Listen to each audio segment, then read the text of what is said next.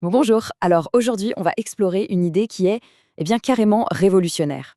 Et si les bactéries qu'on a dans l'intestin pouvaient avoir un impact direct sur notre bien-être mental? C'est une piste scientifique absolument fascinante qui pourrait bien tout changer dans notre façon de voir la santé mentale. Et voilà, on rentre tout de suite dans le vif du sujet. L'idée que ces milliards de micro-organismes qui vivent en nous puissent jouer sur notre humeur, ce n'est plus du tout de la science-fiction. Non, non, c'est un domaine de recherche qui est en pleine explosion en ce moment. Et attention, ce n'est pas juste une vague théorie, hein. Des experts comme le psychiatre Guillaume Font le disent clairement.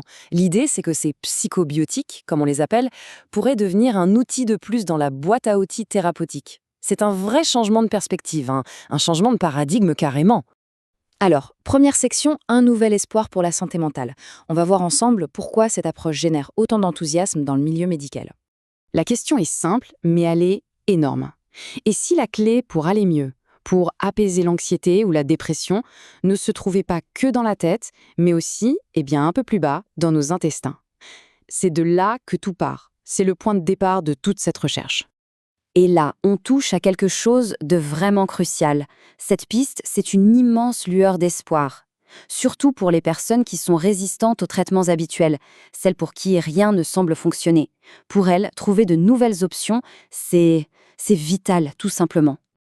Ok, un petit point sur le vocabulaire, parce que c'est important.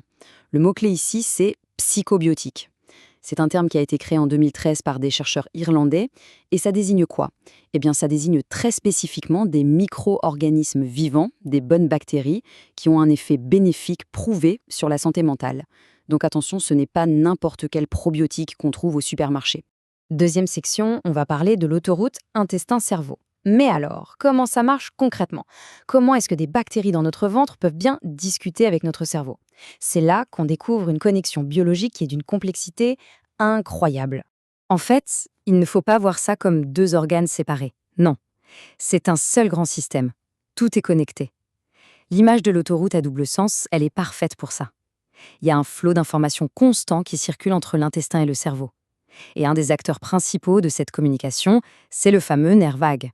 Et si on regarde un peu plus près, on s'aperçoit que cette autoroute, elle a plusieurs voies. Ce n'est pas un seul chemin. Il y a tout un tas de messagers différents qui font la navette en permanence entre ces deux centres de contrôle.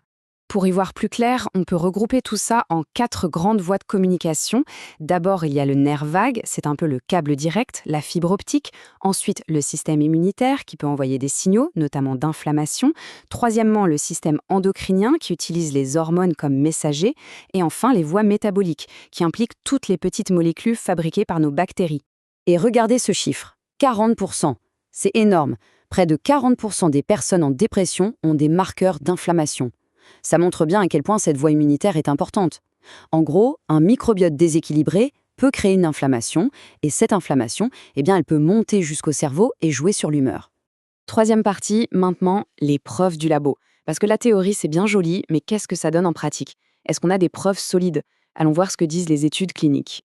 Et justement, il y a une étude vraiment marquante qui a été publiée en 2023 dans une grande revue scientifique. Des chercheurs ont mené un essai clinique très sérieux. Ils ont pris des patients qui souffraient de dépression majeure, déjà sous antidépresseurs, et ils leur ont donné soit un cocktail de psychobiotiques, soit un placebo. Et là, attention, les résultats sont assez spectaculaires. Le groupe qui a pris les psychobiotiques a vu son score de dépression baisser de 8 points. Pour le groupe placebo, c'était moins de la moitié. C'est une différence énorme et surtout très significative sur le plan statistique. Mais attention, il faut être très clair. Ce n'est pas une pilule miracle. Le succès de cette étude, il repose sur des conditions bien précises. Premièrement, des dosages très élevés. On parle de plus de 10 milliards de bactéries par jour. Deuxièmement, une prise sur le long terme, plusieurs semaines. Et surtout, et ça c'est le point le plus important, c'était utilisé en complément des traitements, jamais en remplacement. Ce qui nous amène à la 4e partie, de la promesse au produit. Parce qu'entre la science qui est super prometteuse et ce qu'on trouve aujourd'hui en rayon, il y a un monde. Et le décalage est vraiment flagrant. D'un côté, on a la science, des souches très spécifiques, testées à des doses massives, avec des essais cliniques pour prouver que ça marche. Et de l'autre côté, on a ce qu'on trouve dans le commerce, des étiquettes souvent vagues, des dosages bien plus faibles, et surtout un statut de complément alimentaire, ce qui veut dire qu'il n'y a pas d'obligation de prouver l'efficacité. Donc, prudence.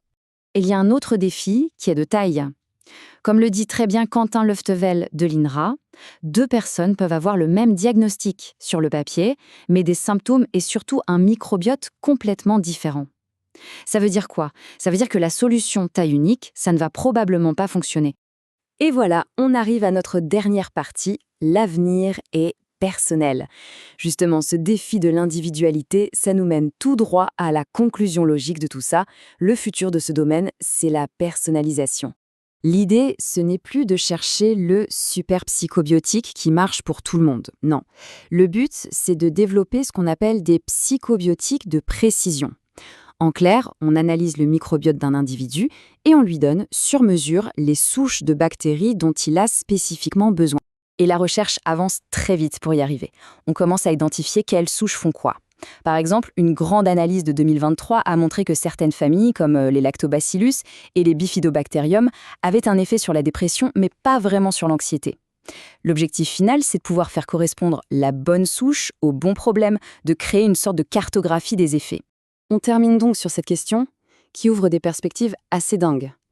La prescription de demain en santé mentale, est-ce que ça ressemblera moins à une pilule standard et plus à une sorte de menu personnalisé pour notre intestin ? On est peut-être vraiment au tout début d'une nouvelle ère pour la psychiatrie. Et c'est une perspective, il faut le dire, qui est absolument fascinante.